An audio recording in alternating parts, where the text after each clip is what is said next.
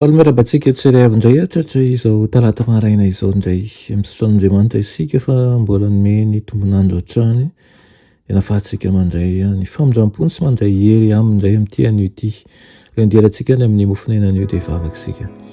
Tompandriamanitra misaotra anao zay raha fa manaiky araka aminay eto ianao miantso anao zay ary manome voninahitra ny anaranao satria lehibe tokoa ianao ho any amin'izy anao zay ratsy eo aminao ao aminao riany no ahazahoana ny tena fahasambarana sy fanantenana marina. Ko mety izy ianao mbola zavatra ao anatinay hatrany dia ny faharetana ary koa ny fanantenana izay avy aminao. Amin'ny anaran'i Jesosy, amen. Lohatenin'ny mofinainantsika androany dia manao hoe banjino izy dia ho mpandresy ianao. Zay amin'ny Lioka 2:24 sy ny 7:7 manao hoe aroeny Tompo, iza moa no mpitandrin-draharaha mahatoky sy manan-tsaina izay ho tendren'ny tompony fehiny mpanompony mba hanome azy anjara hanina amin'ny fotoana.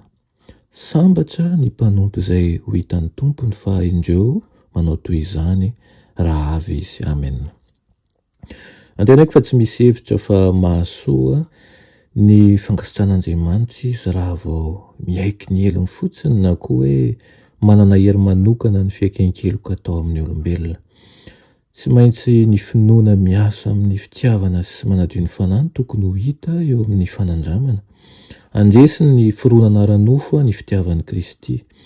Asain'Andriamanitra hitintsika eo amin'ny isan'andro ny olantsika sy ny fiakentsika heloka dia omeny fitsarana sika eo ampitondrana ny ziokany.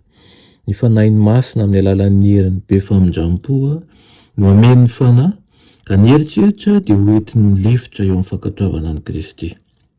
Aoka hitandrina mba tsy mpandray atendrony ka hahatonga fininiana amin'ny asan'Andriamanitra sarobidy.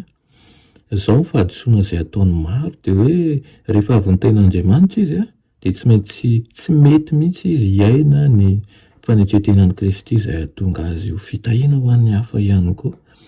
Amin'izao ankehitriny izao anefa dia efa voafafy ao am-pontsika ny tenin'ny fiainana mandrakizay ka mananatra antsika mandrakizay Kristy mba hiara-mandeha aminy amin'ny mpanetretena sy hanao ny asany isika. Aza mijery olona manan-kihana ny fanantenanao aminy noho ny fiheverana azy tsy ho mety diso. Jesosy ny banjiny mandraka hariva aza milaza n'inona mety hahatonga fahafahambaraka ho an'ny finoanao. Ekeo mangina anaty an'Andriamanitra ny fahotana miafina nataonao.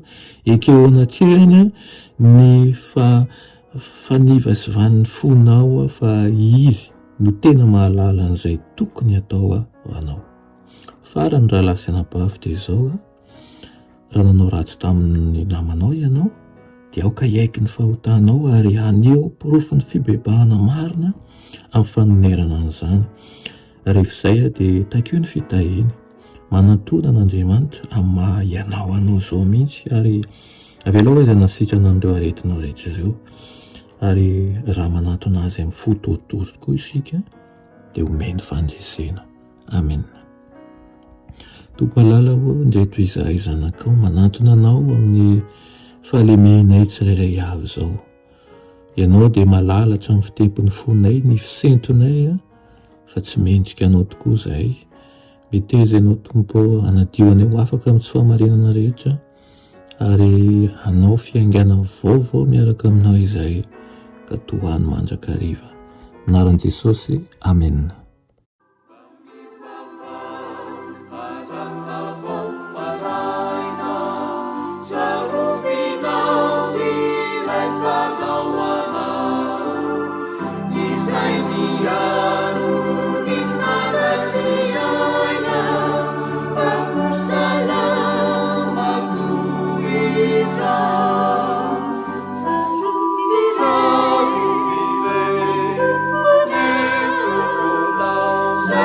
Yeah.